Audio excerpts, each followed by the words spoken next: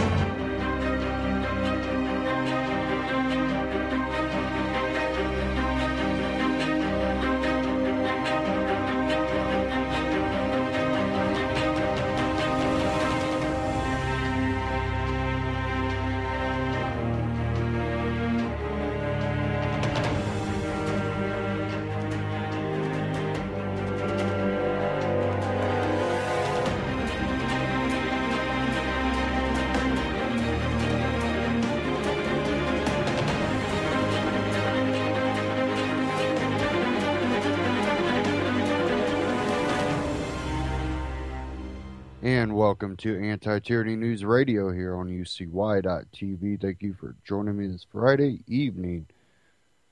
I'm going to be going over a lot of Ebola information and news coming up later in the broadcast. And when I do that, I'll open the phone lines for any comments or anything anybody wants to share with the listeners out there. There's a couple things else that I am going to be covering. There's an article out by Jeffrey Tucker I'm going to cover. There's also an interesting article that came across my news feed that I do want to kind of go over some of it, and it has to deal with children, the youth, and especially smart children and depression. So I'll be going over that. There's one here I did want to share real quick. I talked about this before, but this article out of the Free Thought Project was pretty interesting. I figured I'd share this again because we heard about, and I've shared about Apple and Google to basically encrypt phones. This one out of Free Thought Project: Apple responds to consumer concern, makes iPads, iPhones cop-proof even with search warrants. Following revelations that the NSA, in cooperation with various telecom companies, was spying on private communications, Apple Inc. has released new technology that it says cannot be compromised by police. In an effort to protect the private communications of iPhone, iPad users, Apple said on Wednesday its latest mobile operating systems, the iOS 8, was built in encryption features that does not allow anybody, even police with search warrants, from accessing data stored on the handheld device. News of the updated features was unveiled together with a statement to consumers, some of whom expressed concern over it. Was revealed that Apple in the past complied with legally binding police requests to unblock customer devices. Unlike our competitors, Apple cannot bypass your passcode and therefore cannot access this data, Apple said on its website.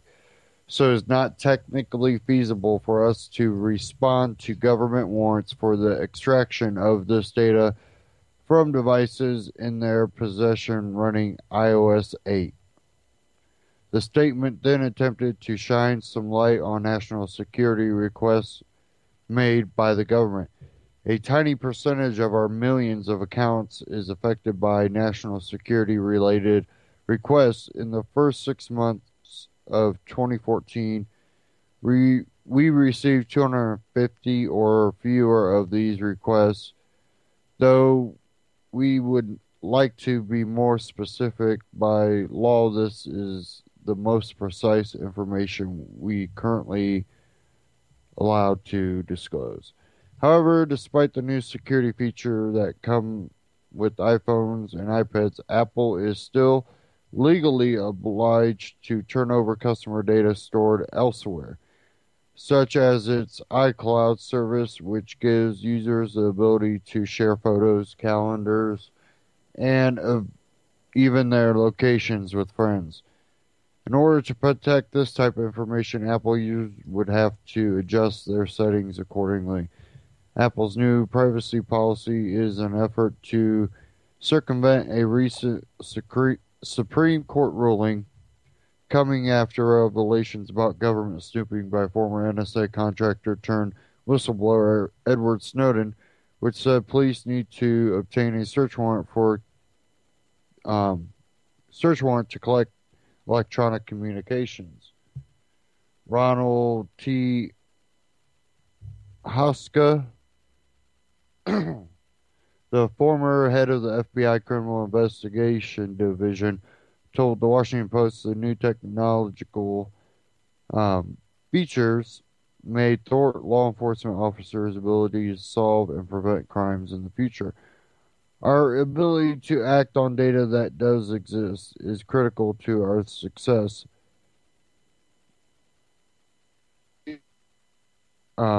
Hosko said, however, although Apple users will be happy to know their information is better protected than ever, forgetting a password could prove to be an even greater nightmare than any government intrusion of privacy. According to Apple officials, users who forget their passcodes with the new iOS 8 operating system will not be able to recover them by contacting the company. In order to access their phones, customers would be required to remove all data collected on their iPhones and iPads. Apple is attempting to turn around a series of negative reports, including Apple's iCloud service being compromised earlier this month by a hacker, linked to a number of nude photos of Hollywood celebrities, including Jennifer Lawrence, posted to the internet.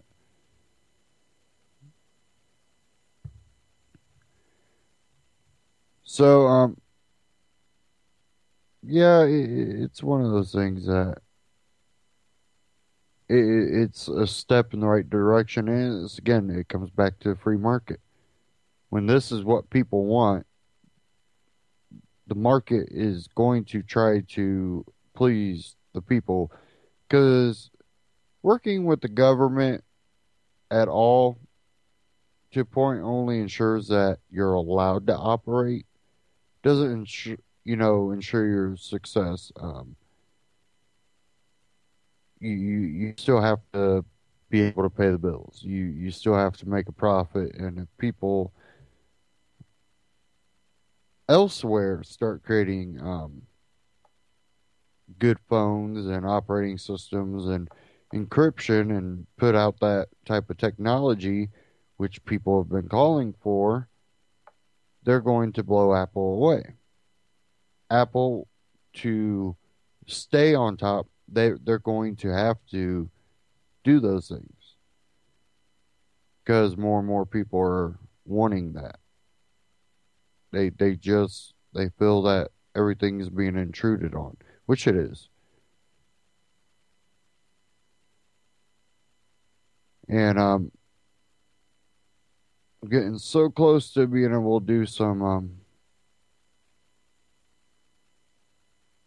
videos, some special reports and stuff, getting everything set up.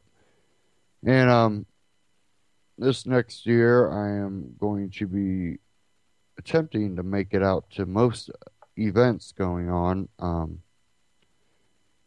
I know I'm not going to be able to make all of them, but I definitely am going to be making an attempt to make it to most of them. One that I wish I could have made it to that just recently went on was Liberty Fest 2014, New York City. Even though I really don't have an ambition to be in New York City, Liberty Fest would be one reason to go. I do have one here that Next News Network showed on YouTube, and it's Adam Kokesh at Liberty Fest 2014. Um, I'm going to go ahead and cue this up and play this, and I hope you enjoy. And again, hopefully here soon I'll have some special reports coming out, videos, and next this following year I'm going to attempt to make it out to a lot of these events and do a lot more activism and stuff. I've been dealing with a lot of family stuff going on with health issues with grandparents and everything, and I've been focusing most of my time on family. So um, I've asked other family members to step up their game, so hopefully that helps out, and I can focus a little bit more on this. But here we go. It's queued up now, and I'm going to go ahead and play it. Adam Kokesh, Liberty Fest 2014.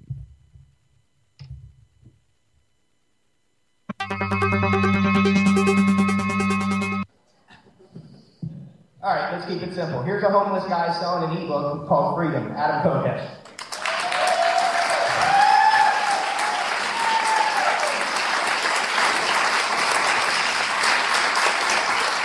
I got dropped today. We're going to have fun with this.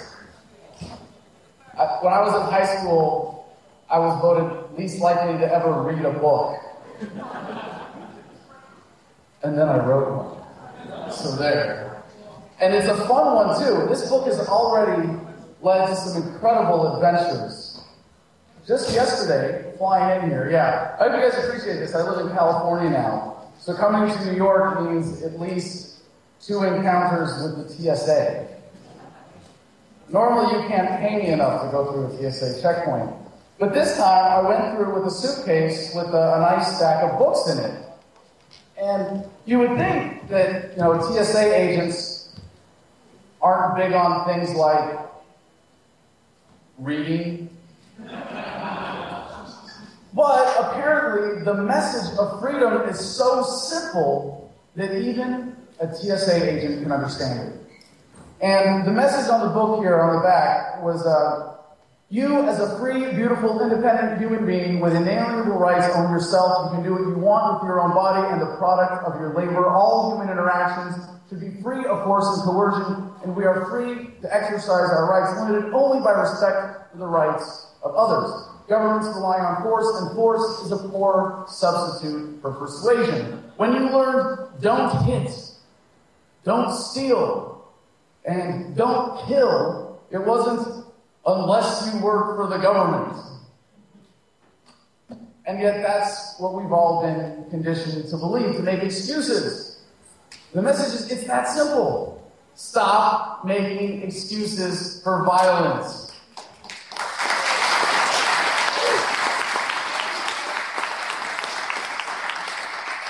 Now, the reason that I know this message is so simple that even a TSA agent can understand it is that when I went through the checkpoint with this pile of books,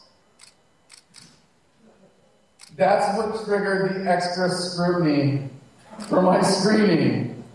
And I know you guys are going, okay, Adam, really subversive literature is getting you painted at a TSA checkpoint now? Come on. They actually took every single copy of the book, flipped through it like this, and then put it in a separate bin and ran it through the x-ray machine one more time, just to make sure that this subversive literature was safe for an airplane. And there's video of this. I wouldn't make up a story like this. I wouldn't even tell this story if I didn't have video to back it up. But the best part, well, there was a lot of fun in this. The best part was that I got recognized by one of the agents as I was filming, and one of the other ones was giving me a hard time, saying, "Hey, didn't I tell you to not touch your stuff while we're doing the screen?" And I'm like, I'm done. You're just reading my book here. But go ahead. And this other agent comes by and says, no, it's okay. He's allowed to film here. So I said, thank you. And she goes, hey, aren't you Adam? Oh, so my videos have officially made it into TSA training, have they? How not to do it. How to embarrass yourself. And I ask everyone the question when I go through a TSA checkpoint. It's so much fun. How many terrorists have been caught by the TSA?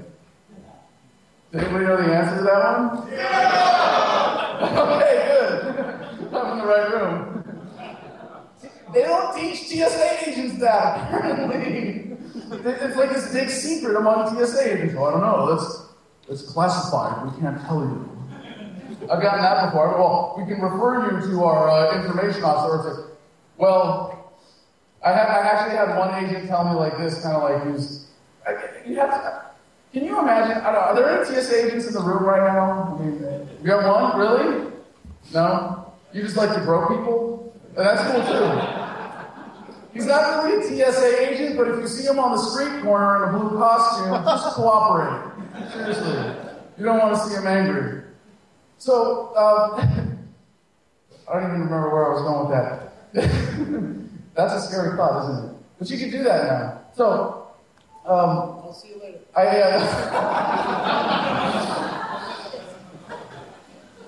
So they seem to know me by name now at most TSA checkpoints, and this has happened before, but I asked one of these agents how many terrorists have been caught by the TSA, and he was like, well, I can tell you, but I'd have to kill you. I think he's used that line at a bar before. I don't know if it works. Ladies, if a TSA agent, someone came up to you at a bar and was like, hey, I work for the TSA. It's a dangerous job, but someone's got to do it. Would that line work for you?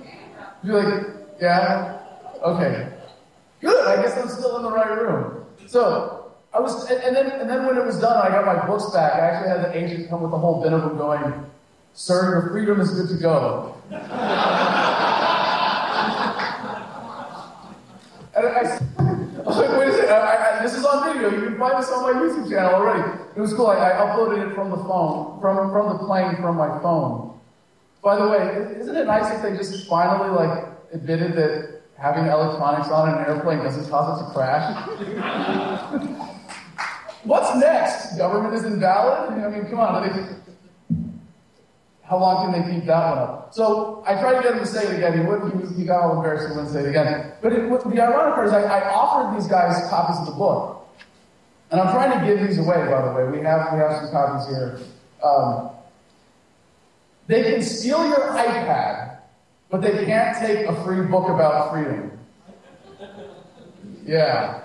That's got to be somewhere in official PSA policy. So I want to talk a little bit about the word libertarian and a little bit about my personal background with it that some people might not be familiar with, because I was a libertarian in high school when I said, well, hey, I'm not going to be a Republican or a Democrat. That's freaking lame. What are my options? Oh, leave me alone? Yeah, okay, sign me up. I'm a libertarian. I mean, I was a punk kid. I got kicked out of school for blowing up the bathroom. I was always getting into trouble, punking teachers, and it was pretty natural for me. And then everybody was surprised when I joined the Marine Corps. And I enlisted at 17. I volunteered to go to Fallujah in 2004. It was a pretty important experience for me. And if you believe in freedom, and to me that's the simple definition of the word libertarian, you believe in freedom. Either you understand it or you don't, but either you embrace it or you don't. And it's really disgusting to see how this beautiful message of universal nonviolence that was codified about 4 decades ago has been, I don't even want to say watered down into what most people think of libertarianism as today. It's just, well, if you're socially liberal and fiscally conservative, you can call yourself a libertarian. Ah, bullshit. Because that's what I was in high school. And it's really sick. Because if you don't understand freedom, as a universal moral principle, you might go out and do stupid shit like join the Marine Corps and volunteer to go to war. So I think it's very important that and I hate to say like reclaim the word. It sounds like government. We have to define marriage because words are important. Who cares? But this is a really important one for me because we talk about this a lot and the word is used and we shy away from it. It's like, well, I'm an anarcho-capitalist or I'm a voluntarist or whatever other specific, like intellectual thing you have to put on that. No, screw that. You believe in freedom? You're a free, beautiful, independent human being. You're a libertarian. Embrace it, love it, live it. And this is the most effective word and message that we can use to take out to the world and grow the movement. And that's what I want to talk about tonight. Because a lot of people, when they wake up to government, there's a sort of double process going on here of becoming a libertarian. One is waking up to the nature of government. That's very important, very fundamental. Government, it's like a psychopath. It lies, it cheats, it steals, it effectively has no conscience, shows no remorse, never apologizes for anything, and emotionally manipulates people to get away with it and think that it's necessary. And then there's embracing freedom as a moral philosophy, as nonviolence, as taking that to the next level. And a lot of people are sort of somewhere in between this. A lot of people in our movement, a lot of people who even have fully embraced the message of freedom, who fully grasped the philosophy, who really understood that freedom isn't something we get for ourselves, but it's how we relate to other people. It's how we want to be treated. It's so much more than just that word, but a moral philosophy, a code of ethics, everything else that goes into that. And a lot of people who get to this point, when they first wake up, when they're going through that first part of the process, they get angry, they get sad, they get frustrated, they get frightened. And frightened of things that they should be, as opposed to like ISIS or Ebola. Thank you.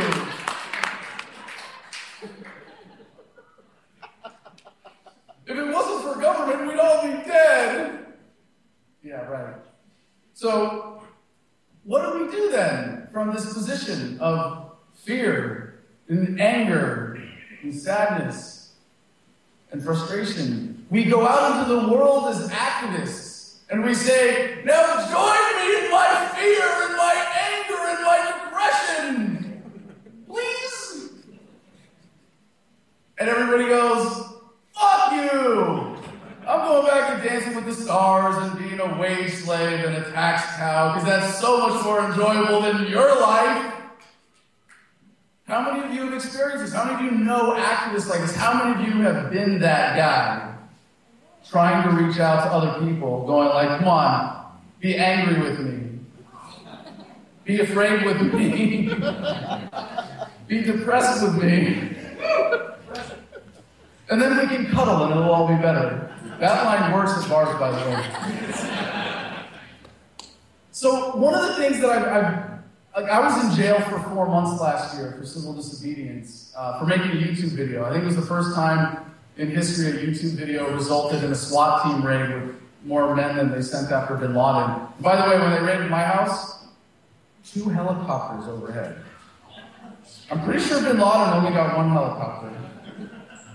Armored personnel vehicle, flashbang grenade, laser sights, all of that, the works. And while I was in solitary, I had an important epiphany that kind of came to me from the Marines, but in a new context. And when I was in Fallujah, I was always the guy waking up, singing songs, telling jokes, trying to put my team in a good mood. I was on a small 6-man civil affairs team. And they kind of give you this in the Marines, like the worse it is, the happier you gotta be, right? And when you find yourself in a situation like that, you realize that your attitude and your mood is not going to be reflective of the environment that you're in, no matter what. You're like, no, I'm in solitary confinement, I'm in combat, and yet people have been in way worse situations than anything I've experienced. I don't mean to play that up. But you go like, I am not going to let my mood be defined by that. You start to think, well, what do I want my mood to be? And you realize, if you're free here, if you're not allowing yourselves to be subject to the emotional manipulations of government, of friends, of family, of people around you, then you can choose your demeanor at any time. And we have it backwards in so many ways. As a movement, as a country, as a people, thinking about happiness and freedom. And I blame Thomas Jefferson. Life, liberty, and the pursuit of happiness, right? It's a false progression. Yeah, if you're not alive, it's hard to have either liberty or happiness. Duh. Being life, then you can have liberty, then you can pursue happiness. It's not how it works. And it's funny because as libertarians, as activists, we seem to have glossed over this very simple truth. Happiness causes freedom. If you can be free in your mind, because you already are, and simply choose to embrace that and decide to be happy, that is how you find freedom in the world. That is how you relate to other people with nonviolence. That is how you relate to yourself with respect for your own will. And while I was in jail, I started writing this book. I got this idea for the book. And I was like, wait a second. Nobody's written this book before? Because we have a pretty young movement. It's really exciting. I mean, you can go back through all of human history if you want. Go back to Plato and Socrates, to Locke and Spooner and Mises and Rothbard and Hayek and Rand and there's so many others. I'm sure I'm going to offend somebody for forgetting them in this. But fortunately, I think I've remembered everybody who's still alive. You can go back and go why has this book not been written yet? When I came up with the idea for this, I was like, wait a second. You're telling me the dumbass who had to go to Fallujah to figure out that the war was a bad idea gets to write this book? You mean the guy sitting in solitary confinement right now because he didn't have a lawyer ready for what just happened is the one that gets to write this book?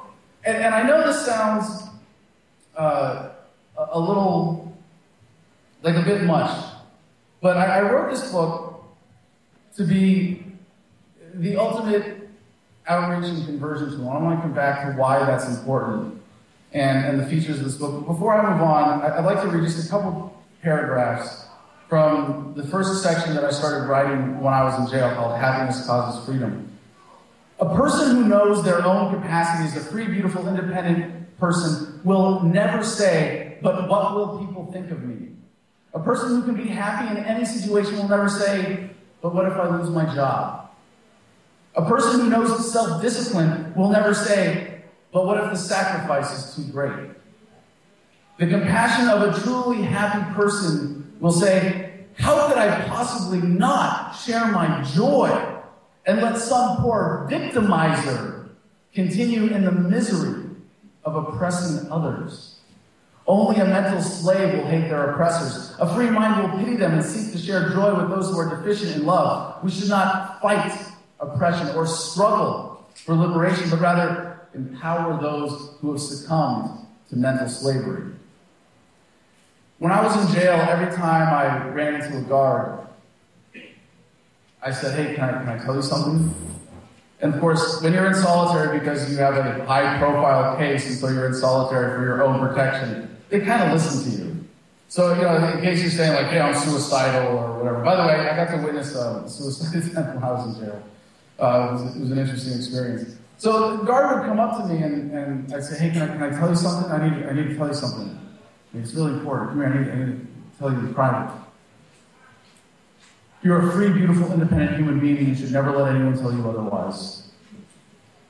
And just the reaction that people would give me from that was incredible.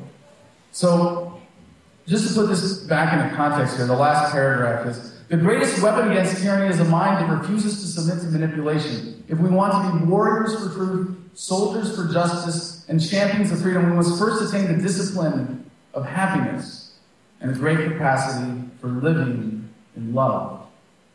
Be the master of your own mind. Choose your demeanor at all times. Never meet a fellow person with force or coercion. Strive to live by reason. Smile because you're alive. And remember, happiness is the ultimate act of defiance. So, this book is unlike any other attempt at writing something like this to free minds, to grow the movement, to bring people into what we are a part of, to this cause of freedom. It's not Amerocentric. It's not judgmental. It has no opinions, no exaggerations, no conjecture. It is straightforward, laying out the facts and empowering individuals to live more free as a result. I wrote this book because there was nothing, when I came up with the idea, there was nothing I would rather hand to someone to say, this is it. This is the quickest way for you to go from zero to I get it. And I want to say this book would not have been possible without the help of hundreds of people who helped edit it and poke holes in it. And I believe Bob Murphy is here, funniest economist ever. Yeah, give it up for Bob Murphy.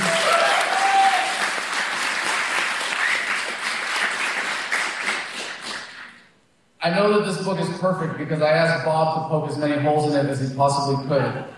And I filled all the holes. So, there's another part of this, though, that is really important for how we take this message into the rest of the world. So we got to be honest about where we are as a movement. We're really behind. I mean, in terms of people who actually understand freedom at some moral or philosophical level, I mean, 1% of the population would be 3.3 million Americans. I think that's being a little optimistic. If we're less than 1%, then we really need to prioritize about what we're doing with our activism. And as I see it, there are really three things, three measures of effectiveness. And if you really believe in this message, and you understand the economics of it, we got to be absolutely ruthless in analyzing our efficiency in our activism and in our efforts, and what goes to achieving the goal of a free society. So, three things. First of all, an actual reduction in violence or coercion in society. If you can actually create that, if you can get a bad cop fired, if you can change a policy, if you can do something that reduces the amount of coercion as it is relevant to the daily lives of people in the world, that's something that we can say, yes, that is working towards building a more free society. If you do something that empowers individuals in a way that disempowers the state, you convince people to leave a government job, you convince people to stop paying taxes, you empower them to avoid the inflation tax by doing barter or with crypto, Bitcoin, or with gold and silver, precious metals, anything like that. That's something that we can say is effective, measurable, productive activism that is moving us towards a free society. But if you look at where we are as a movement, demographically, proportionately, all of that, one thing that to me stands out, that of all of my activism in the past, I get the most satisfaction from, and that's from hearing from other people who say, Adam, your work woke me up. You got me to embrace freedom.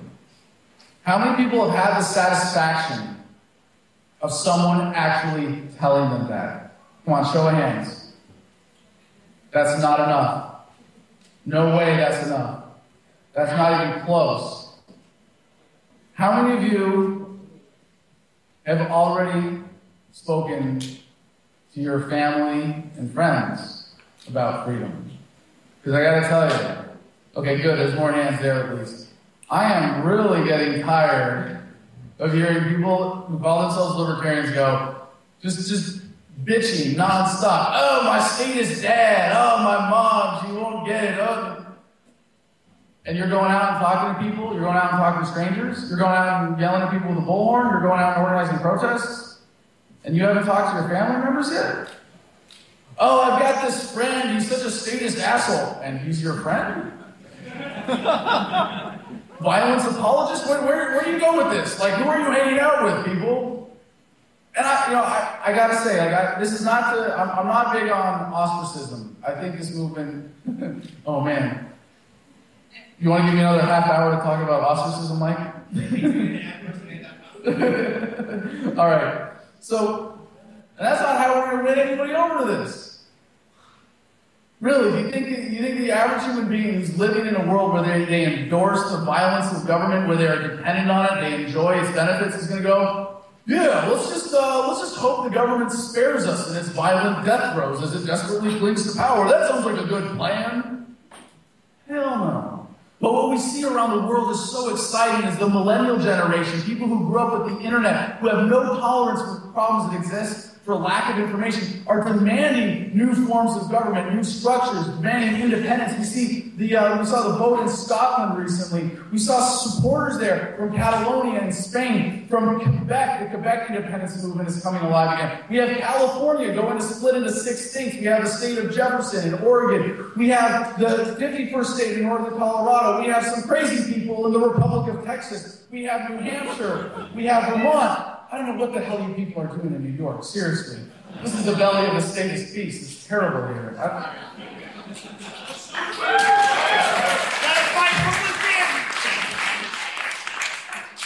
I always say it's nice to visit New York, but I'm usually lying. It's awesome when there's an event like this, though. New York is fun, but holy crap, how can you live in this place? You're not just like surrounded by statists, they're like sitting on top of you constantly. So this is how we do it, and the question is whether we do it deliberately or not as a species.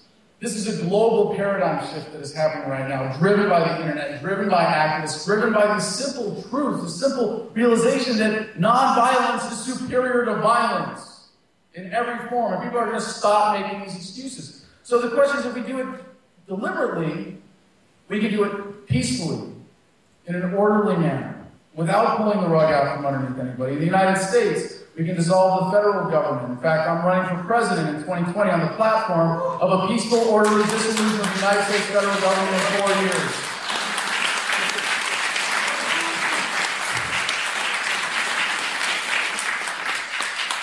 Thank you. I was afraid that line was not going to be the underpants one. All right. We can do this in a way that everyone can get on board with, even if they don't embrace freedom. Because someone who believes that they need to be governed, that is controlled by the threat of force, can at least agree that they should be governed locally rather than by somebody in some far-off capital. And that's part of the much broader paradigm shift that's happening right now. So we have the Indiegogo campaign go, oh, you know what? I forgot some of my props. Silly me. I got to go back to the TSA for a minute here, if nobody minds. Because while the TSA was busy screening these books, they missed a couple things. One of which I ate on the plane before it became illegal. Take your time. I live in California. It's raw milk. I slept very well because of the raw milk that I drank when I got on the plane. I have a little Blade wallet multi-tool that I carry in my wallet. They missed that. More importantly, pepper spray. Yeah, alright. So those are my props. Anyway, no more flying for me though, because as Mike mentioned, I am now officially homeless. Thank you. I'm living out in an RV trailer for the next year in order to go on the road to promote this book, to promote this message, and to win as many converts to the message of freedom as possible. And we need your help in order to do this. So we have an Indiegogo campaign going right now called the American Campfire Freedom Tour. For just $100, I will personally show up to your door, deliver a signed copy of the book and a t-shirt and as many other goodies as we can squeeze into that. So if you want to guarantee that your city is a stop on the tour, please check it out. I got a table in the back. We have a bunch of these books here, free with any donation to the campaign at all. And this is really important for our movement, to be able to get out from behind the keyboards and actually go out and talk to people and look them in the eye and ask them to consider the message, and to wake people up, to win people over, and to show them how this way of looking at the world actually makes your life better, makes you a happier person, a healthier person, and a freer person. So that's what we're going to be doing, getting out on the tour. We also have stickers available for free, bookmarks. Okay, I'm going to stop it there. Really, to get in what he was talking about of being for yourself, and that's also the same ideology of being the change you want to see in the world. And he pointed out, being angry all the time isn't a good way to say, hey, looking at the world this way is a better way. Um, yes, we have a right to be upset with a lot of things going on, and you should be upset about it. But to also show that you're happy because of your understanding of freedom, your understanding of liberty, your understanding of being a free individual, that you are, your own person. You are, the master of your mind. You have to just take responsibility and control of that. And this kind of feeds into the next article I'm going to get into. Um, well, next two articles I'm going to get into. And the way the system is set up is if you exercise that you are a free individual right, they really want you beat down. They want you to feel like you're going to be held down, held back, or whatever by exercising your rights as being understanding what freedom is, being a free individual. Um, this is especially hard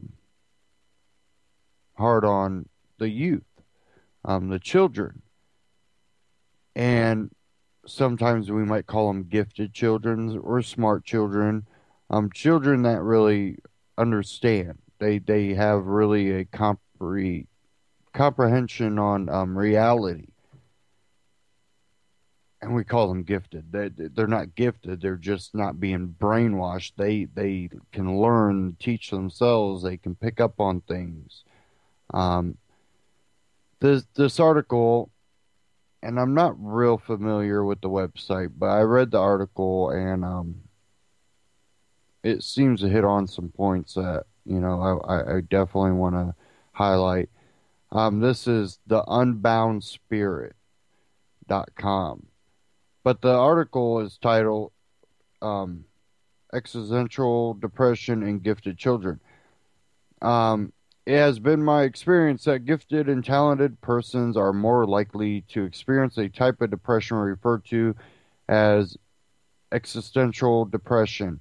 Although an episode of existential depression may be precipitated in anyone by a major loss or the threat of a loss, which highlights the transient nature of life.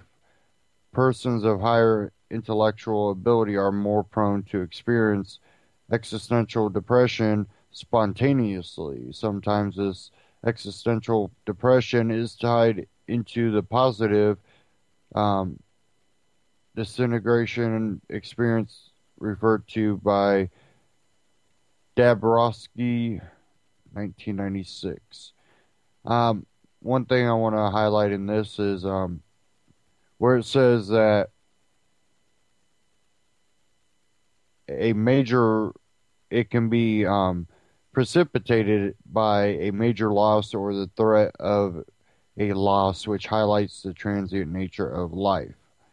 And this is exactly what the system understands. And that's why people that might wake up to reality, the matrix that they kind of been stuck in, this state of mind that has basically kept them at unaware slave. When you come out of that, you might see people that have a depression. And what this plays into is, it says here again, precipitated in anyone by major loss or the threat of a loss, which highlights the transient nature of life. And understanding that you've been a slave in a system that has plagued you, you experience the loss of that ignorance that you had to what you were in, called the Matrix.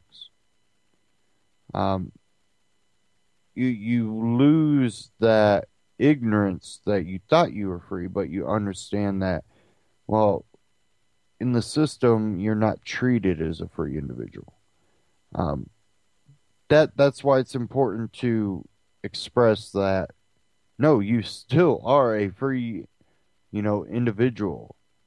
Um, you have to understand that it's not that you are not free, it's that others are not treating you as a free human being. And that's why it's so important to be able to positively spread the message of freedom. And that really comes down to liberating your mind, liberating yourself. But I'm going to get into this again here. Essential Existential depression is a depression that arises when an individual confronts certain basic issues of existence. Yalom 1980 describes four such issues or ultimate concerns: death, freedom, isolation, and meaninglessness. Death is an inevitable occurrence. Freedom is an existential sense. Refers to the absence of external structure. That is, humans do not enter a world which is inherently structured. We must give the world a structure which we ourselves create. Isolation recognizes that no matter how close we become to another person, a gap always remains, and we are nothing nonetheless alone. Meaningless stems from the first three. If we must die, if we construct our own world, and if each of us is ultimately alone, then what meaning does life have? Why should such existential concerns occur disproportionately among gifted persons? Particularly, it is because substantial thought and reflection must occur to even consider such notions. Rather than simply focusing on superficial day-to-day aspects of life, other more specific characteristics of gifted children are important predisposers as well. Because gifted children are able to consider the possibility of how things might be, they tend to be idealists. However, they are simultaneously able to see that the world's falling short of how it might be. Because they are intense, gifted children feel keenly the disappointment and frustration which occurs when ideals are not reached. Similarly, these youngsters quickly spot the inconsistencies, excuse me, arbitrariness, and absurdities in society and in the behaviors of those around them. Traditions are questioned or challenged. For example, why do we put such tight sex role or age role restrictions on people? Why do people engage in hypocritical behaviors in which they say one thing and do another? Why do people say things they really do not mean at all? Why are so many people so unthinking and uncaring in their dealings with others? How much difference in the world can one person's life make? When gifted children try to share these concerns with others, they are usually met with reactions ranging from puzzlement to hostility. They discover that others, particularly of their age, clearly do not share these concerns, but instead are focused on more concrete issues and on fitting in with others' expectations. Often by even first grade, these youngsters, particularly the more highly gifted ones, feel isolated from their peers and perhaps from their families as they find that others are not prepared to discuss such weighty concerns. When their intensity is combined with multi potentiality, these youngsters become particularly frustrated with the existential limitations of space and time. There simply aren't enough hours in a day to develop all the talents that many of these children have. Making choices among the possibilities is indeed arbitrary. There is no ultimately right choice. Even choosing a vocation can be difficult if one is trying to make a career decision between essential equal passion, talents, and potential in violin, neurology, theatrical mathematics, and international relations. The reaction of gifted youngsters, again with intensity, to these frustrations is often one of anger, but they quickly discover that their anger is futile, for it is really directed at fate or at other matters which they are not able to control. Anger that is powerless evolves quickly into depression. Now, this article is quite a bit longer, and I'm not going to go through all of it. You can find the rest of it at the unboundspirit.com, Existential Depression in Gifted Children. But I do want to cover, let me get my mic situated here a little bit better.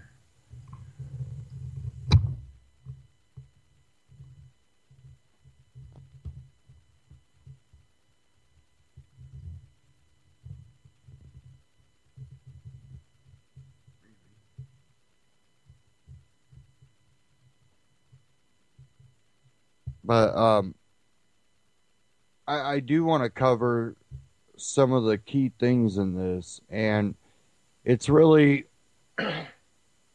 comes down to understanding, you know, and freedom being one of them that it talked about. Understanding what freedom is, what it is to be free, and then having people go around, we live in a free country, and understanding no, we don't, and trying to you know come to conclusions. Why is it this way? And really,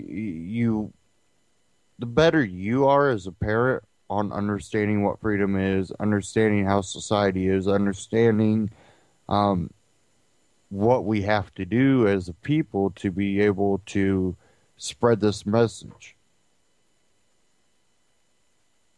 And a lot of that's also understanding history, because if you understand history, you understand how ideas have lasted, centuries.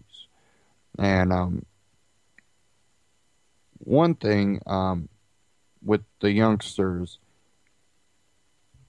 is understanding by not getting a instantaneous reward for something doesn't mean that you failed at something. Some things take time. And another thing is really being comfortable with your ideology, with your knowledge, and knowing that you're willing to constantly reevaluate situations and your own philosophy to the point that you have a better understanding on it. And I always have a saying: if you choose, you'll never stop learning till the day you die. There's people that stop learning at a young age, and people that never stop learning.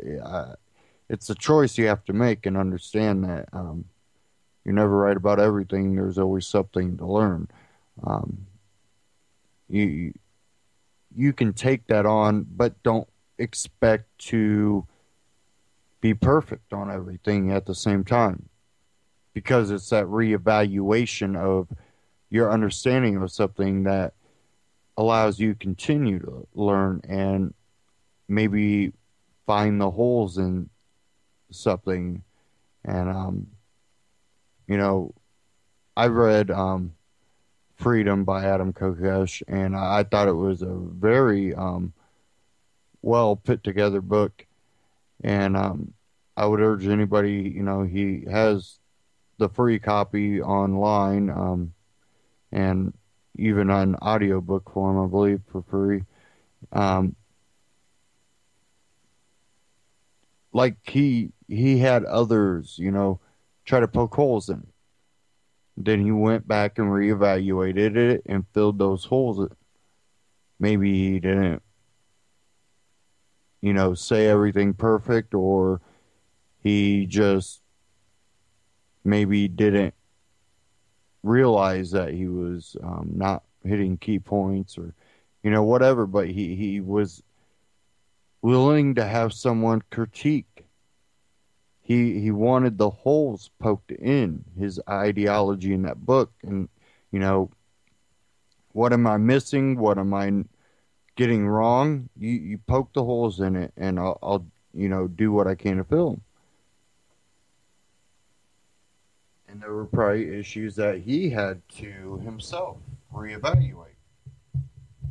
Some things that he might have not thought of or took into, you know, concern.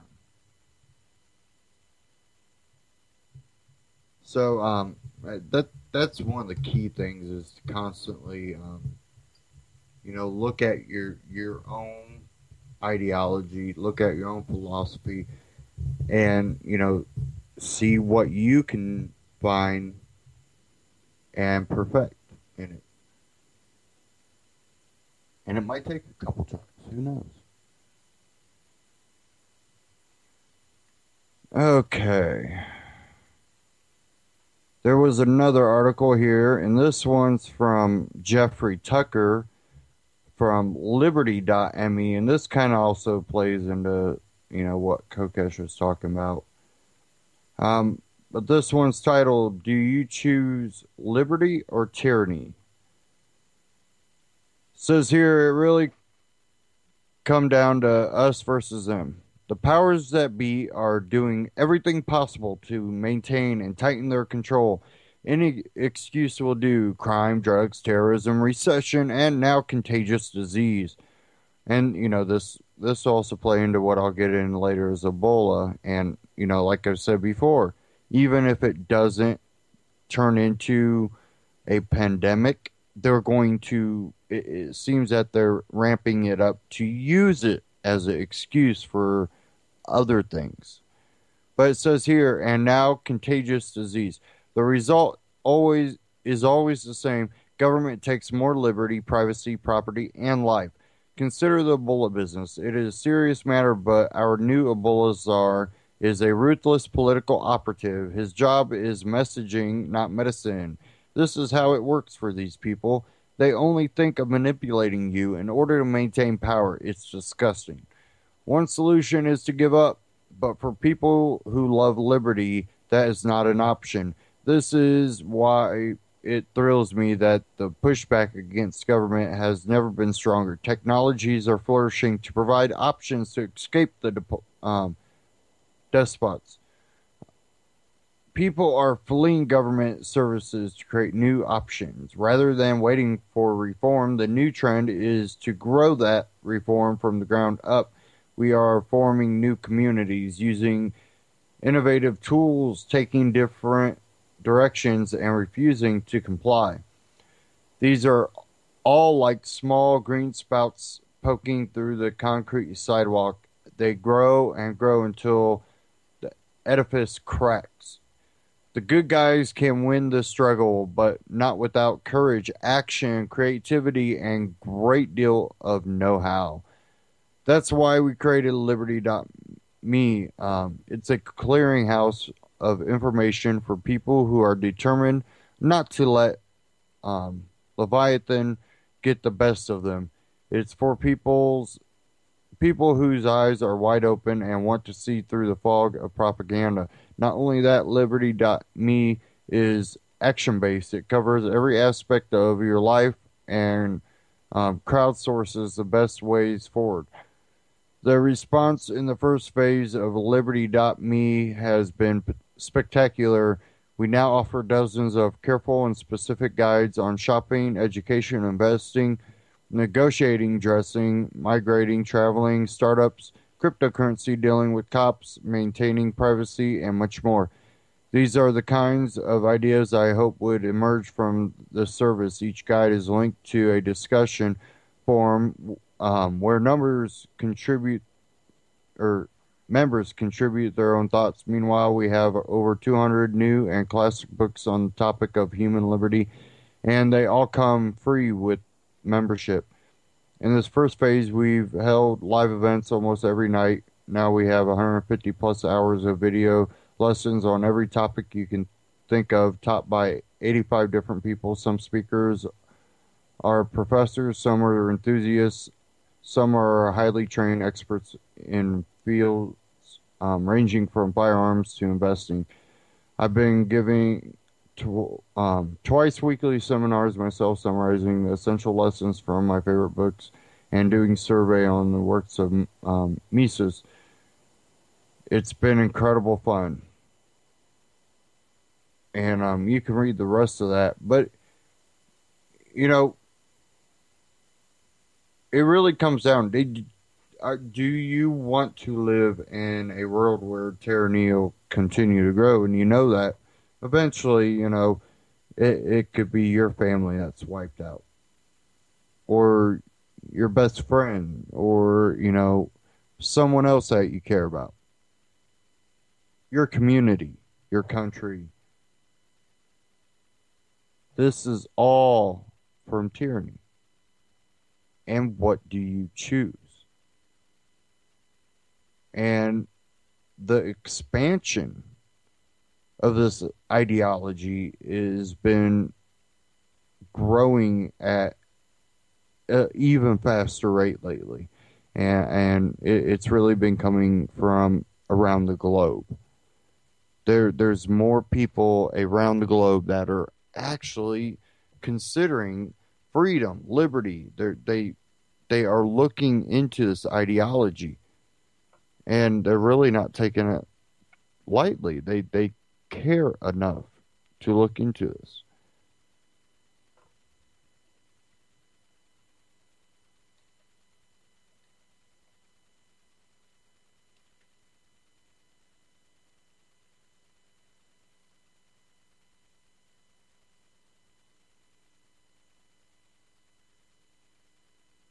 I'm going to play a clip here.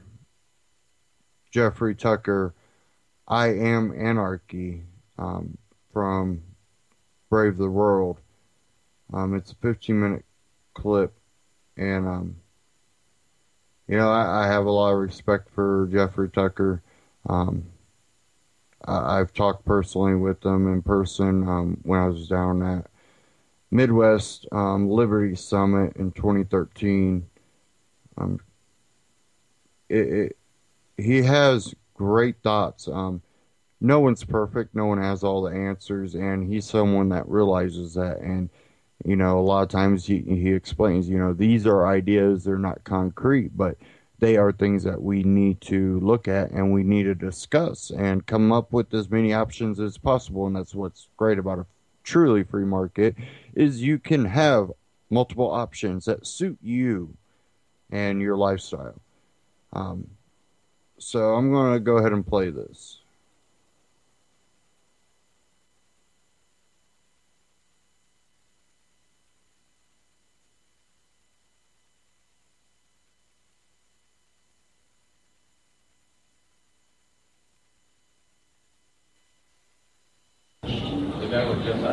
Is that a hot dog with chili? Yeah. It's a pulled pork sandwich with beans. Pulled pork sandwich with beans. Okay. You got it over there? In the corner of the expo. Yeah. Are they selling for Bitcoin? They're not. Neither of the food places are. I think they make it a prerequisite, right? Yeah.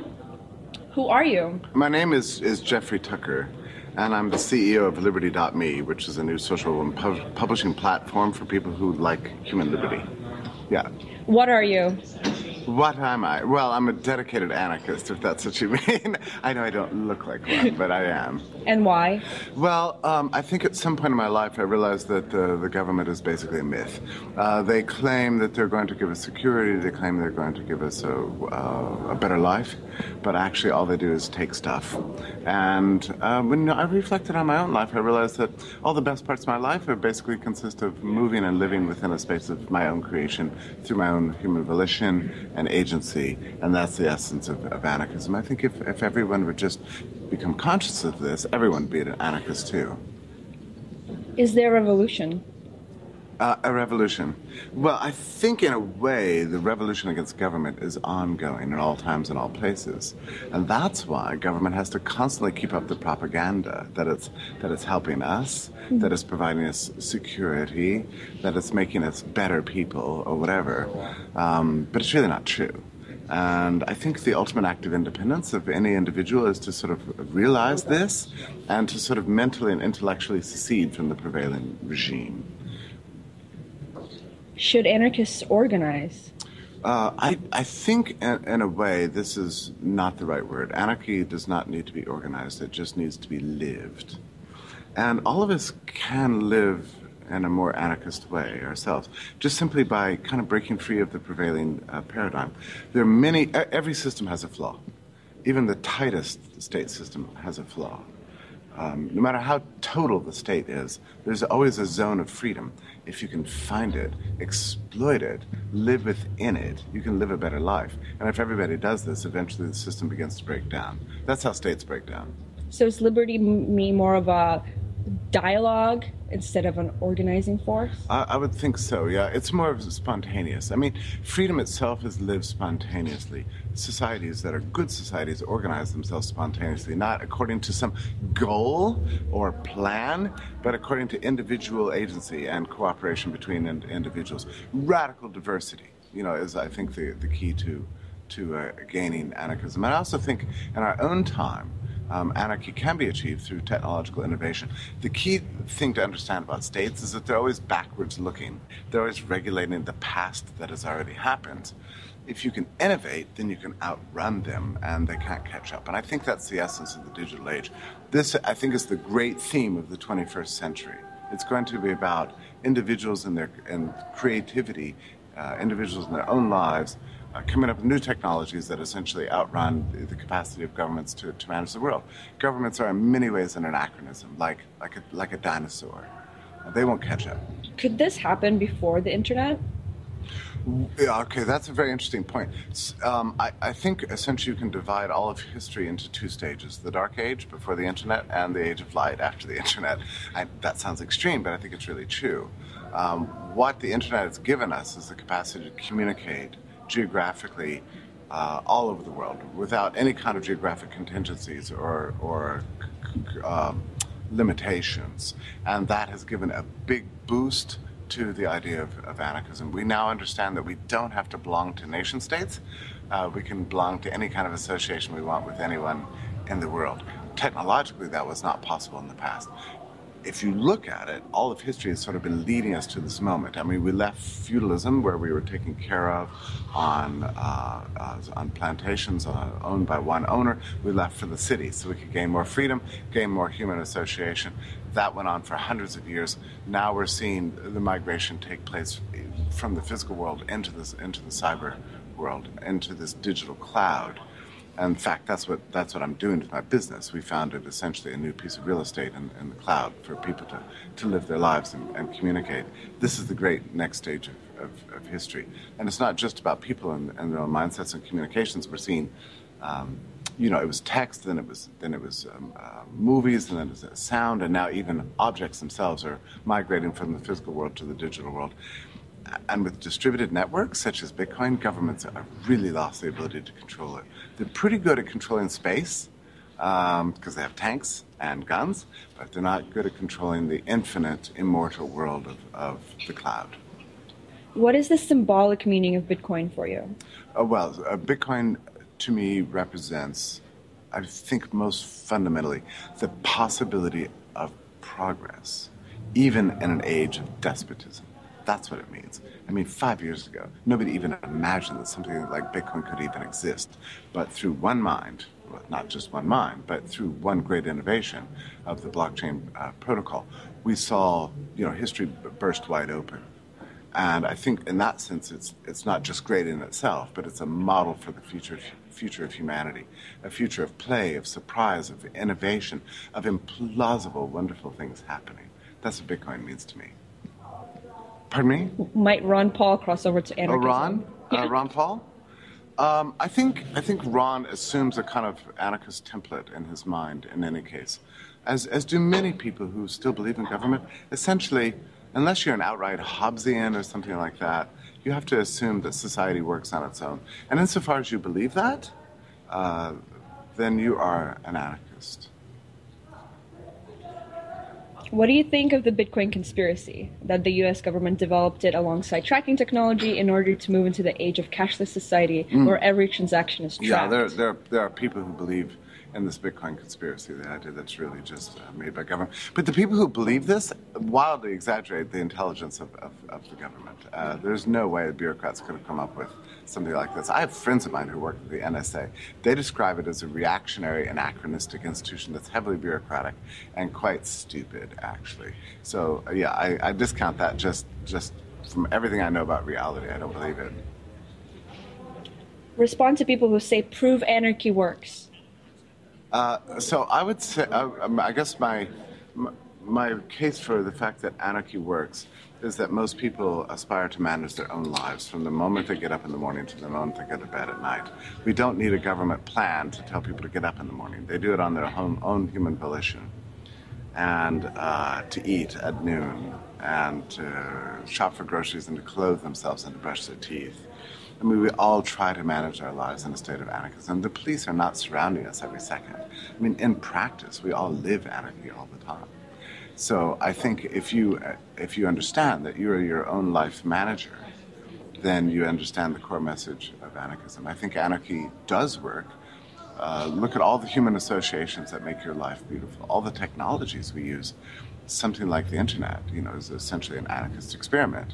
Or the smartphone that you carry in your pocket. No politician invented that. That's a creation of anarchy. The app economy, with now millions of apps that serve every human need, none of them were developed by bureaucrats or politicians. They were developed by anarchy itself.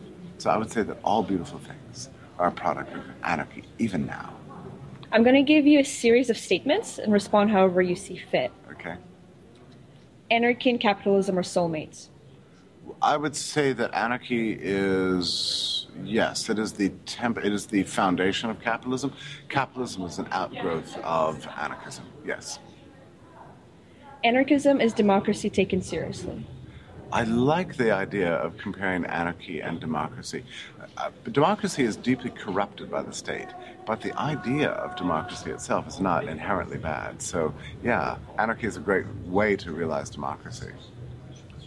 Like on the internet, I think internet is kind of the epitome of democracy because people look at Reddit, look at 4chan, it's all voting systems, it's all majority. Yeah, and in many ways, political democracy is an attempt to kind of replicate the democracy of the market or the democracy that comes with anarchy, but it's a corruption of the idea. But that doesn't mean the idea is itself wrong.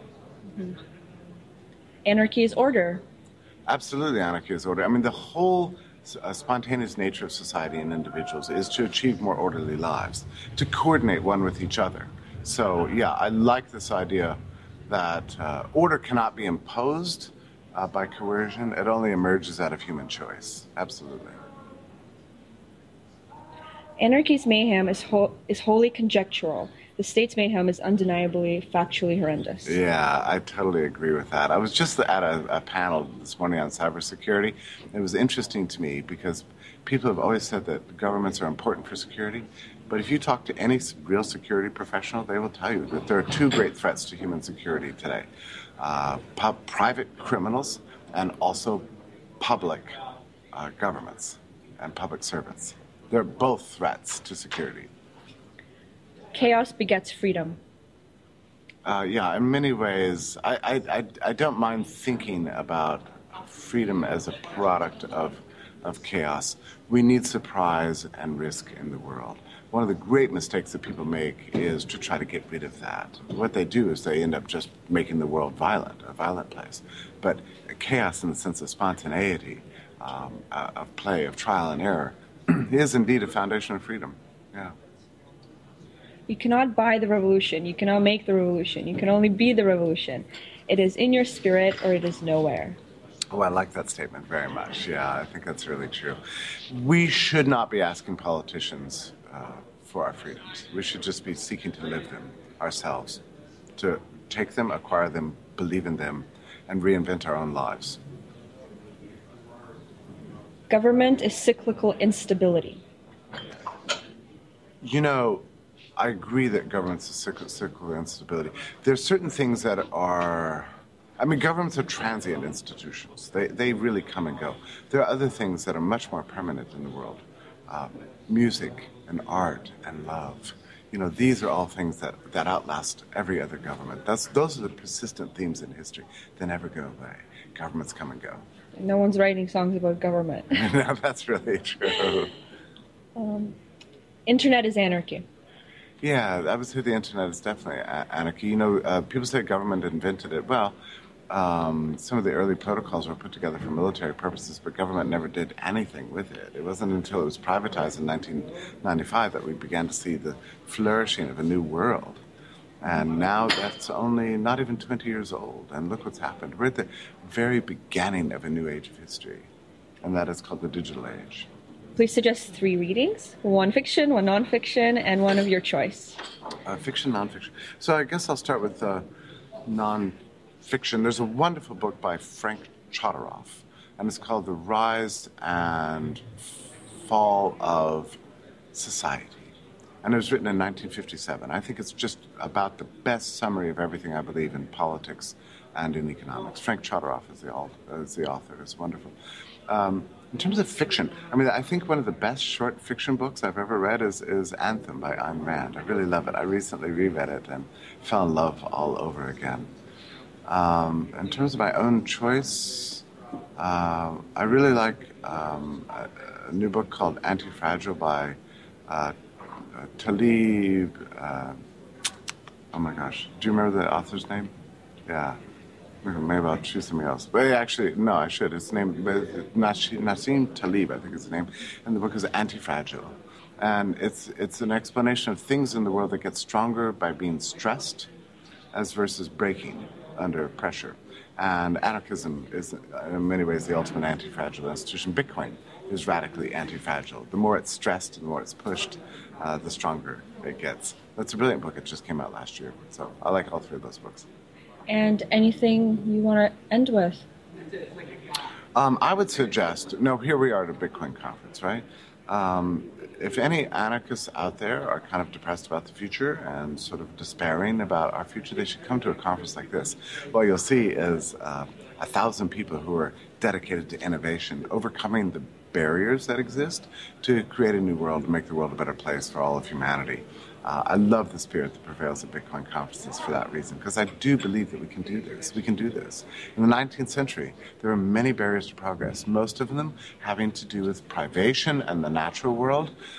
That is not true in the 21st century. We've overcome hunger. We've overcome many diseases. We're living a very long time. Infant mortality has crashed, but now we have different barriers. The biggest barrier we have is political and bureaucratic. Very formidable, but still overcomable. Thank you so much. I've grown so tall.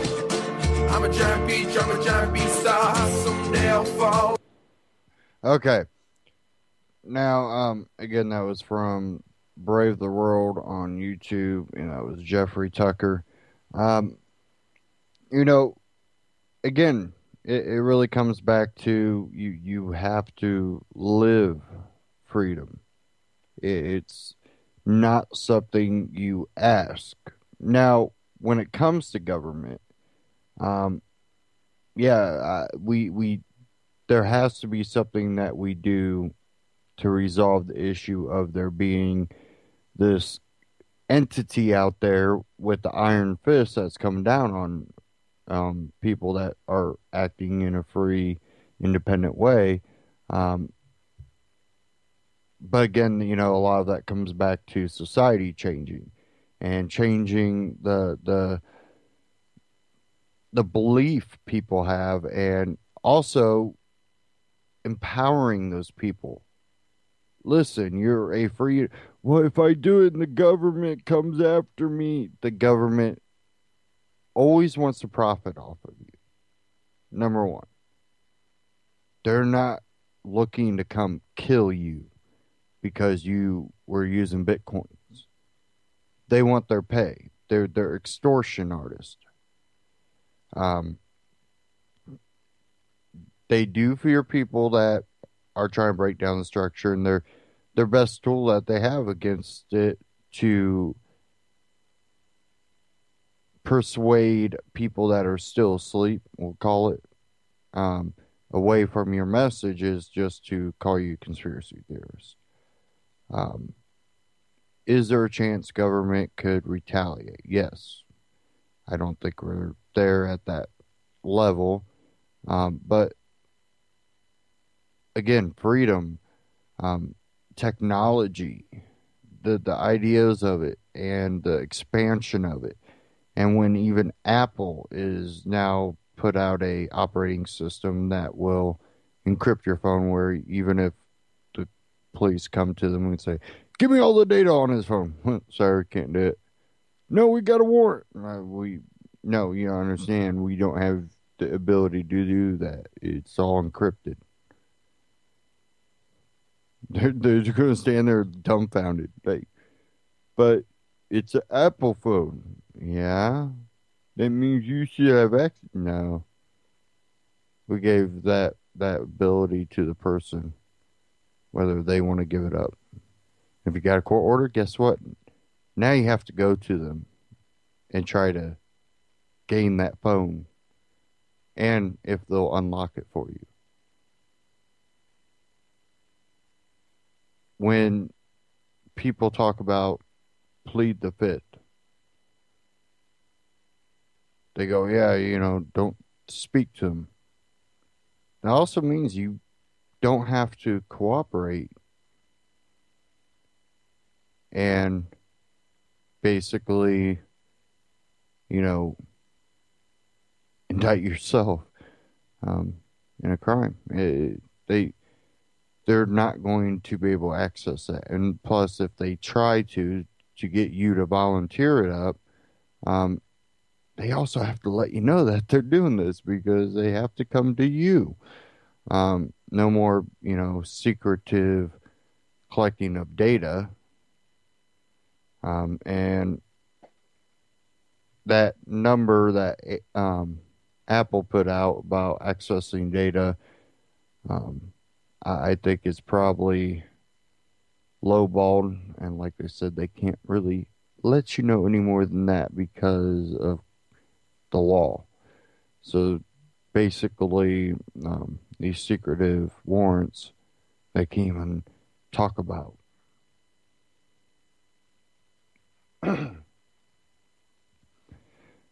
To get to some Ebola news, let me get some articles up here.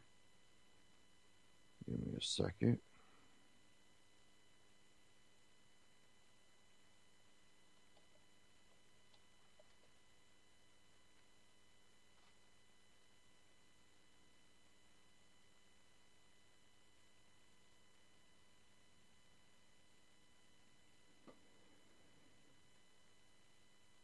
Oh, there was one thing I did want to play,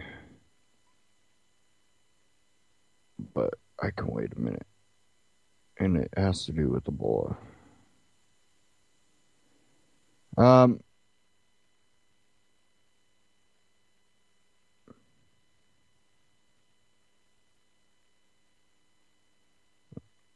This isn't loading. Okay, here we go.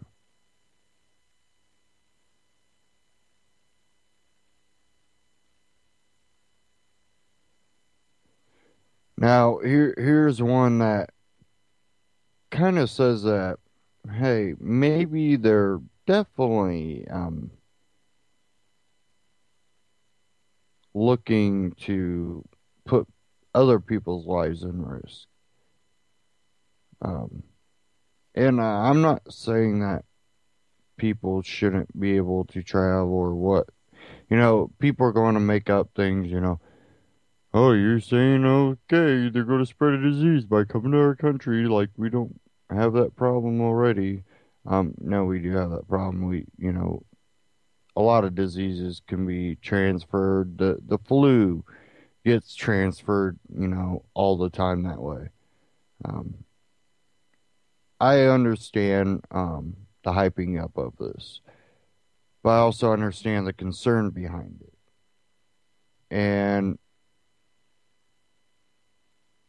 I think by taking the steps necessary to increase the chances of it becoming a pandemic are definitely a lot more than the steps taken to prevent its spread. And this one's from the Washington Examiner. While the bipartisan voice grows to ban Ebola victims from entering the United States, a new report claims that President Obama is considering a plan to bring the world's Ebola patients to the United States to be treated. Judicial Watch, the conservative public watchdog group, says in a shocking report that the president is actively formulating plans to admit Ebola-infected non-citizens just to be treated.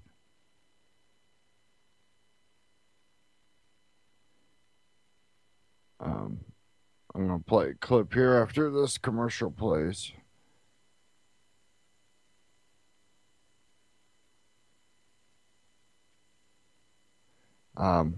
But that's what's really concerning. Where there is no Ebola, we are working hard to prevent it, but no big labs are being set up in Africa.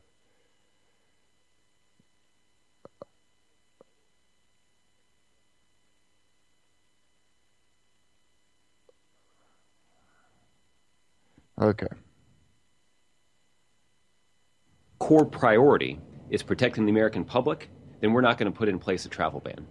That's simply because, as the president described, putting in place a travel ban could have a pretty perverse effect on people who are seeking to travel to this country. It would give them an incentive to not be candid or honest even about their travel history. Right now, by leaving those lines of leaving that commercial travel open, individuals who are coming to this country are properly screened.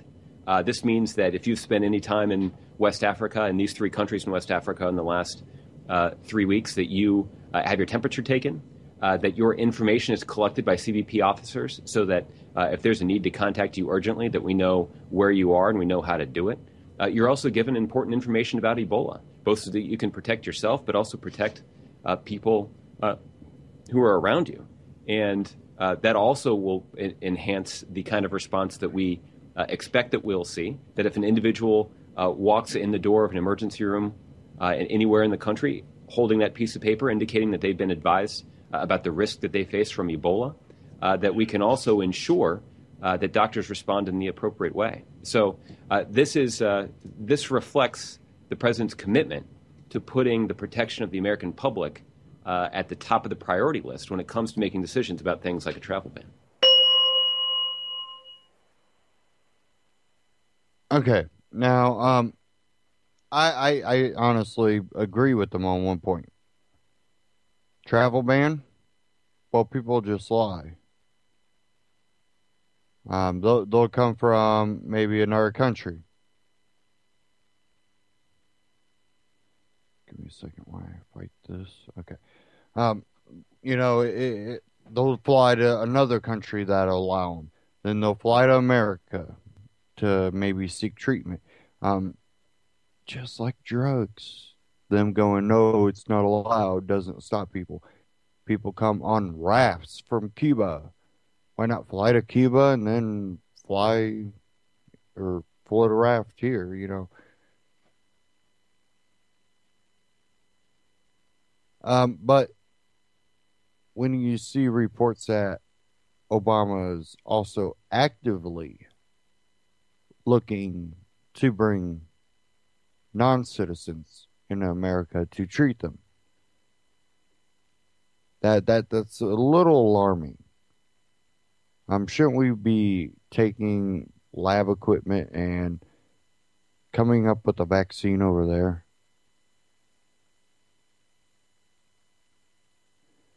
And there was another one from Drudge. Airline now tracking 800 people. This is from Daily Mail out of the UK. Frontier Airlines notifies 800 passengers they were on a plane that carried Amber Vinson, as Ohio health officials monitor 16 people who had contact with her.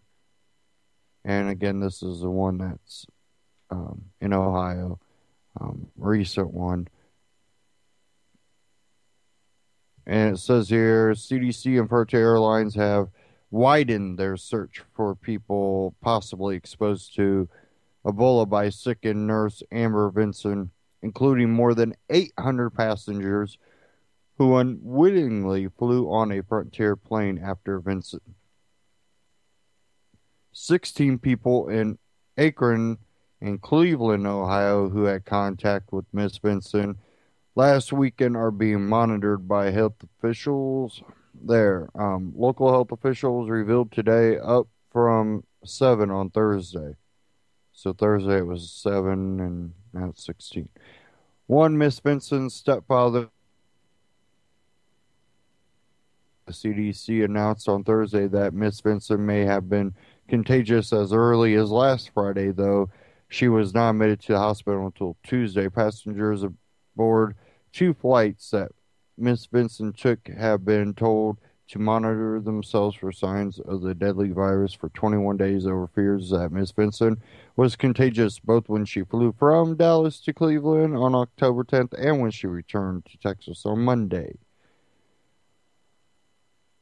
The plane that Miss Vinson was in made 5 flights loaded with passengers before the CDC notified Frontier that they may have been contagious. The airline is now trying to contact its passengers who flew on the plane number N220FR and Airbus A320 before it was removed from service. The plane made flights to Atlanta and Fort Lauderdale, Florida, and back to Cleveland. Reports that more than 800 passengers are affected by the notice. Passengers who are on the October 10th Frontier flight 1142 from Dallas Fort Worth to Cleveland and passengers from Monday's flight 1143 from Cleveland to Dallas Fort Worth have been asked to call the CDC and monitor themselves for symptoms. So we see how this is even, getting more out of control because I think it comes down to let's not get too feared up about this, but be in fear of Ebola.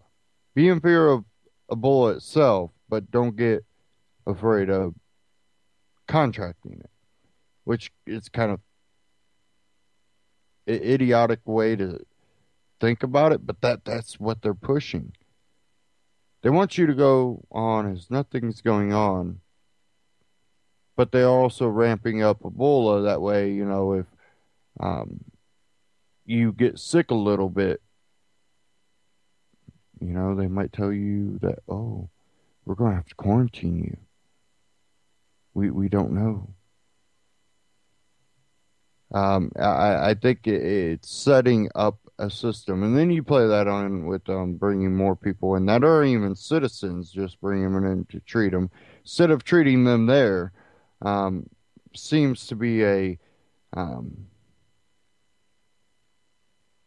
way that they're setting it up to use as a crisis for their advantage.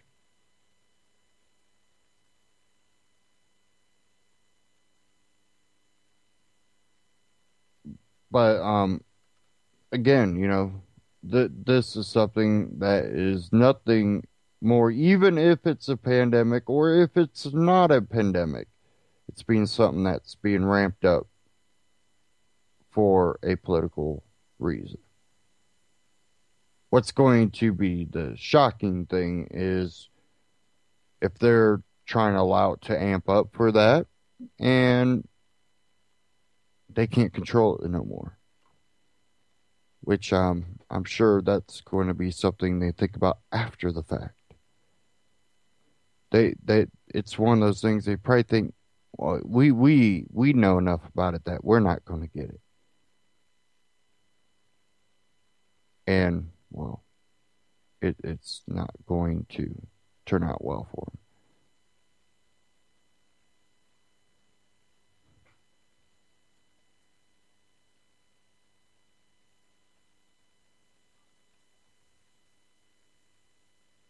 Now, I'm going to try to find this video. Yeah, it wasn't too hard to find, I guess. And I'm going to play this.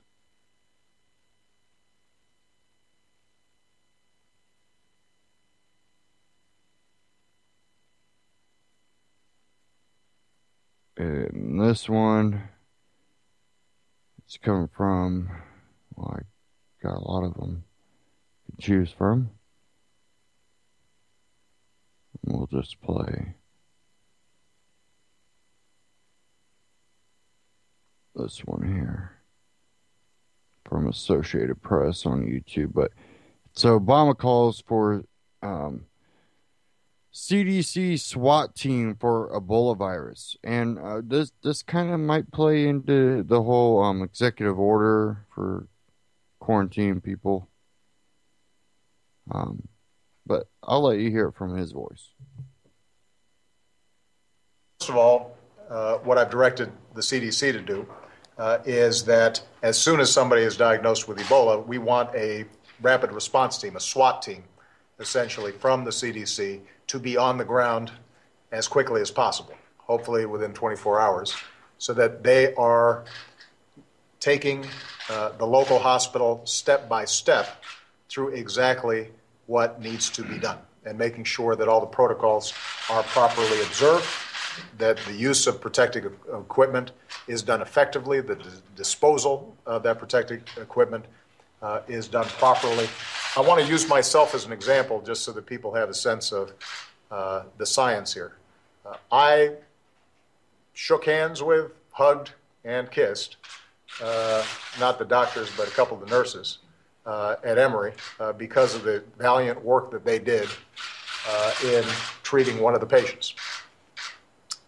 They followed the protocols, they knew what they were doing, and I felt perfectly safe doing so. If we do these protocols properly, if we follow the steps, if we get the information out, then the likelihood of widespread Ebola outbreaks in this country are very, very low. But I think what we've all learned over the last several weeks is that folks here in this country and a lot of non-specialized hospitals and clinics don't have that much experience dealing with these issues, and so we're going to have to push out this information as aggressively as possible, and that's the instructions that I've provided to my team. Last night I had a call with Prime Minister Abe of Japan to solicit greater support for the international effort. This morning I spoke with Chancellor Merkel of Germany, Prime Minister Renzi of Italy, President Hollande of France, as well as David Cameron, the Prime Minister of Great Britain, to make sure that we are coordinating our efforts and that we are putting in a lot more resources than so far, at least, the international community has put into this process. Well, you heard it out of his mouth. Should have a SWAT team, you know, because that always helps a situation. CDC, you got feel sick, and all of a sudden you're getting flashbang. Okay, it might not be that extreme, but what happens when armed people in space costumes start showing up at people's houses?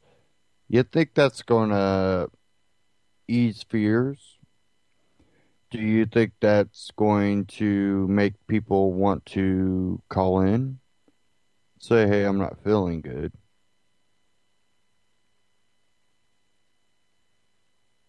So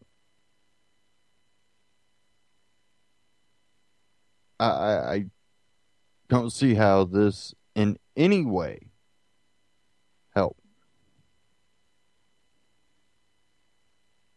And then,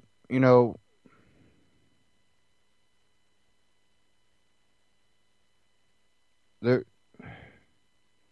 Let me read this. We send soldiers over to these countries to help out. Kind of shows, how our government wants to react to a contagion. How do you think they might react if it starts breaking out more here in the U.S.? Let's look at how they treated, let's say Katrina, devastation in New Orleans. They had their National Guard on the ground, troops following orders. Yeah, they really, we're pretty sure, they're going to help people out, right? All those people that were stuck in places they couldn't get out of, holding babies they haven't ate for days, people on the streets sleeping in a box. But, soldiers did a real good job rounding firearms up. Again, what is their main mission going to be? I think from what I've talked to a guy that's from, originally from Sierra Leone, and he has family over there that he's talked to over the phone. They're not wealthy enough to fly back and forth or nothing. They don't have, they have nothing but, telephone communication with each other. He's been here for years, but they don't trust the doctors. Well, when the people don't trust the doctors, they go, we need to shove these needles in your arm, put all these fluids.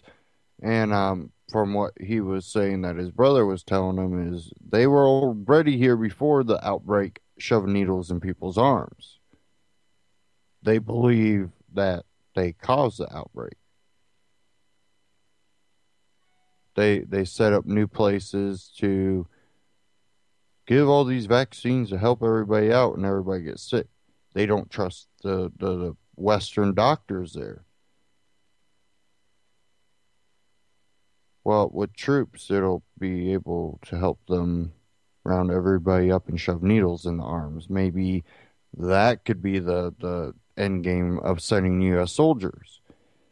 But what's really, really sick about this whole thing, I think this is the sickest part. Soldiers, people that believe that they're defending freedom, believe that they've joined the military to defend our country, defend our freedoms. I think they're highly misguided. Something that Adam Kokesh touched on in that speech. But you look at how our government treats soldiers when they get out of war. Well, it's not too much different when they're in situations like this. Here's an article from the dailybeast.com. U.S. soldiers get just 4 hours of Ebola training. As the U.S. military rushes to combat Ebola in West Africa, soldiers are receiving on-the-fly instructions on how to protect themselves against the deadly virus.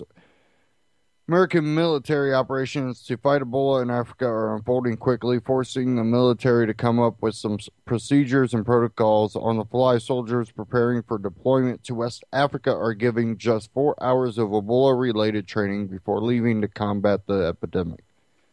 And the first 500 soldiers to arrive have been holding bullying up in Liberia hotels and government facilities, while the military builds longer-term infrastructure on the ground. For soldiers at Fort Campbell and Fort Bragg preparing for the deployments to West Africa, mobile training teams from the United States Army Medical Research Institute of Infectious Disease, based out of Fort Detrick, have been tasked with instructing them on Ebola protocols. A team of 2 can train as many as 50 personnel over that 4-hour time frame. Properly? Probably not. I don't think so. So here, the training includes hands-on instruction on how to put on, remove, and decontaminate personnel protective equipment, followed by a practical test to ensure that soldiers understand the procedures. All training is tiered to the level of risk each person may encounter, said USA Emirate spokeswoman Carrie Vander Linden. The training process sounds daunting when a USA Today reporter described soldiers being told that Ebola basically causes your body to eat itself from the inside out, and that Ebola is worse than what soldiers encountered in Afghanistan. Others reportedly heard that the disease is catastrophic and frightening, with a high fatality rate, though the chances of contracting it are low. Did I not just talk about this? The double speak. Ebola, it's catastrophic and frightening. High fatality rate. Chances of contracting it are low. Don't worry about getting it. But if you get it, be deathly afraid. And, well, this strain seems to be different than all the other strains, and I would probably be afraid of this strain. Says here, I'll be honest with you, one soldier told the newspaper, I'm kind of scared. The military maintains that the risk of contracting the virus is minimal. Ebola is not an airborne disease, and there are no plans for U.S. service members deployed to West Africa to have any contact with sick patients. I'm not an epidemiologist, but it's been shown that this disease is most manifest when handling bodily fluids, blood, other sorts of fluids, and there is no plan right now for U.S. soldiers, sailors, airmen, and Marines to do that. Major General Darrell Williams, the officer in charge of America's Operations Center in Liberia, told reporters Thursday, as long as you exercise basic sanitation and cleanliness sort of protocols, I think the risk is relatively low. I just don't see it. I really don't. I am going to open the phone lines for a short period here. 718-717-8296, 718-717-8296. Feel free to call in if you want to comment on this. It just seems that this doublespeak is intentionally putting people in dangerous situations, because you in one sentence you're telling someone how catastrophic, how frightening it's has a high fatality rate, and then you go, chances of contracting it are low. Don't worry about contracting it, but when you get it, be deathly afraid. And it's almost like, hey, we want you to get this disease, and when you do, you need to let us pitch you in a bubble. Shoot, seems like it's a pretty easy way to engage people. Let them get a disease and lock them away. And again, CDC, Obama's executive orders, everything's been put in place to use this to their advantage. Their own order out of chaos. And I urge people not to let it get them into a scary panic, but to be well-rounded in the mind and prep. Always prepare for things like this, but don't let it fear you into controlling you to let your guard down, really.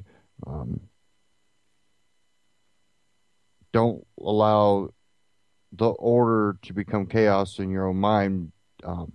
Take it seriously, but don't allow it to put you into a panic. I had another one here out of the Daily Beast, and this one's titled Apocalypse Now, Preppers Are Gearing Up for Ebola. It's showtime for the new doomsday set as the lethal virus crosses America's doorstep. Prep kits and gas masks are flying off shelves, and fringe survivalists are going mainstream. Jason Charles knows the exact moment he will lead his wife and 5 kids out of their Harlem home, pile into a car, and take off for the wilderness. It will be not long after Ebola reaches the population in New York City hospitals. Overflow and looting begins. Yeah, good luck getting out of there after all that. When the first riots break out on the streets of Manhattan. Right now, it isn't bad, but it's the first case happens in New York. You start hearing about hundreds of thousands of people getting sick, and it shotguns through the city when you want to start getting your plan together to leave, says the 37-year-old firearm and dedicated prepper. When that happens, he says it's a free-for-all that the system... It's a free fall that the system's breaking down. But the moment of evacuation is delicate. Skipping work, pulling kids out of school, all of these decisions have lasting consequences.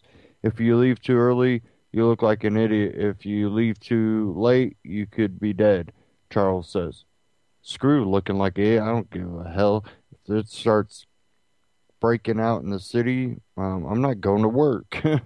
Sorry.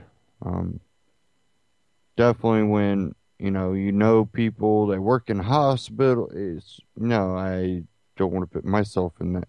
How about this? I'll go to work if that guy doesn't show up to work, and if he's already been to work, and decontaminate that place, and I'll show up. I think wait until riots hit the street. You're not going to make it out. You're going to pull out. Yeah, you might have a firearm, and you live in New York City, so probably not.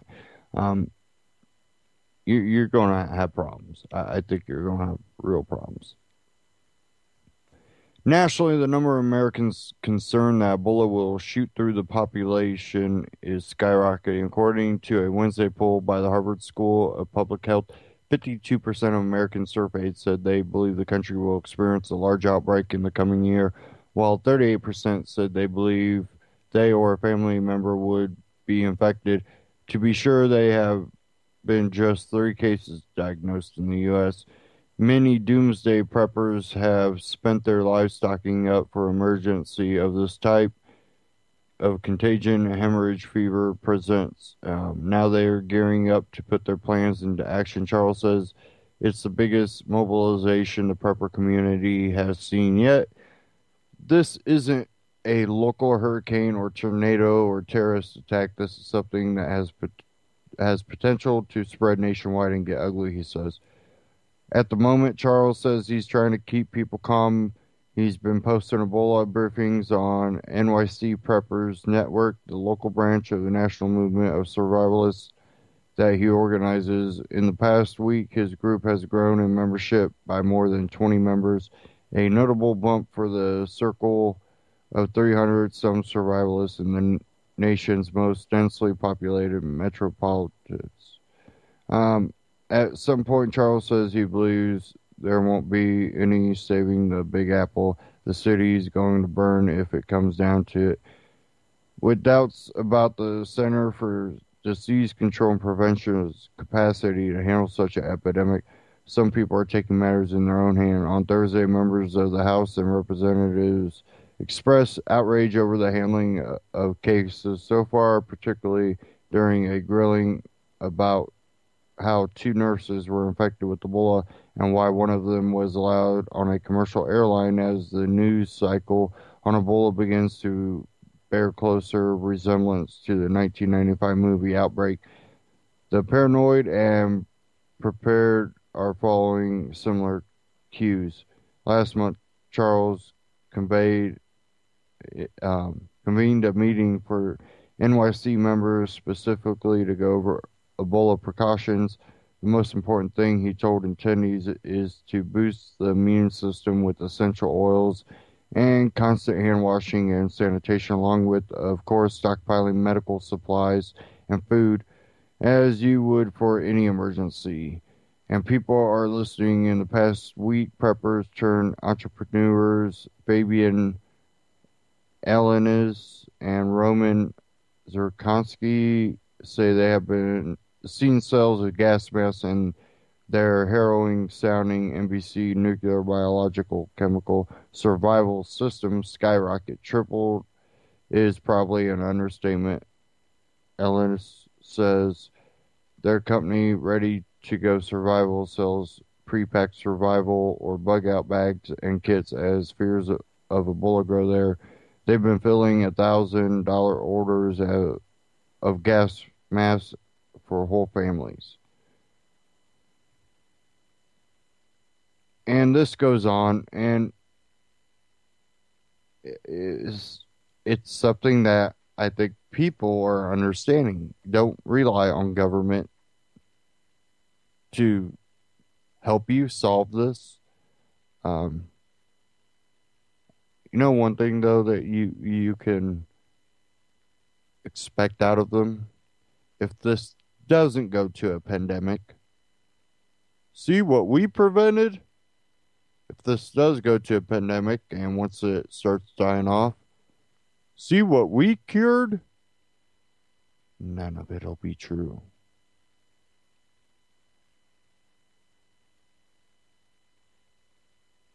Everything they can do to help spread the virus, they're doing. Out of ignorance, laziness, whatever, intent. They're allowing it to spread.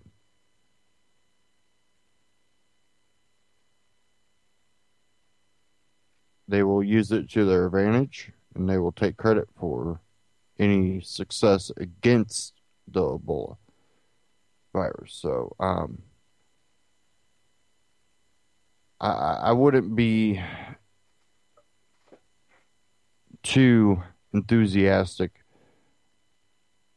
about them finding the cure or helping you out if you get sick. I think some of these people that are getting good treatment are getting good treatment for the see what we're doing, but at the same time, doctors that have had patients that have had symptoms that might relate to Ebola are having problems even getting through to the CDC. And some of them aren't getting really any response. And that was something I covered, I think, last week.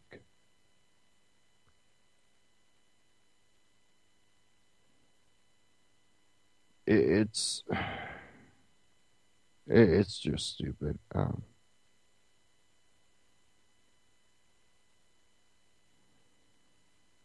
Okay, we are basically at the end of the broadcast. Give me a second here. As I find something.